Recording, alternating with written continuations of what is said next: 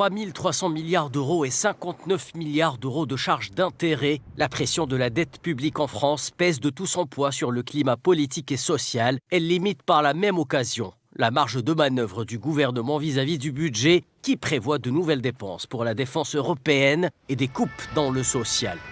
Sur la base de cette équation est installée devant le ministère de l'économie et des finances à Paris, dans le cadre d'une action de protestation, l'association Attaque France pointe du doigt les dérives du système en matière d'injustice fiscale en soulignant les cadeaux fiscaux pour les plus riches. Selon Attaque, ce sont pas moins de 207 milliards d'euros qui ont manqué aux finances publiques, soit près d'un quart de l'augmentation de la dette depuis l'élection d'Emmanuel Macron en 2017.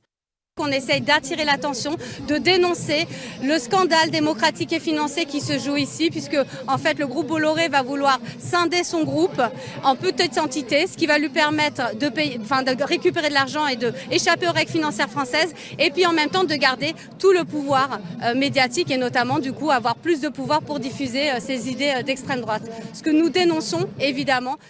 L'association Attaque, qui vient de publier un rapport intitulé « La dette de l'injustice fiscale », nous apprend que le coût des baisses de prélèvements nets, des recettes supplémentaires et des retours d'impôts que ces baisses ont pu procurer représente un manque à gagner cumulé net avec 308 milliards d'euros sur la période 2018-2023. Ce montant compte près de 35% de la hausse de la dette. Les cadeaux fiscaux aux grandes entreprises et ménages aisés représentent à eux seuls 207 milliards d'euros, soit 24% de la hausse de la dette sur la même période.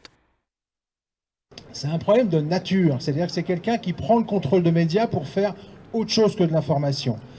C'est quelqu'un qui fait de la propagande, voire de la désinformation. Or, quand on contrôle une chaîne d'information qui est sur la TNT, on doit respecter en principe un certain pluralisme. C'est la loi.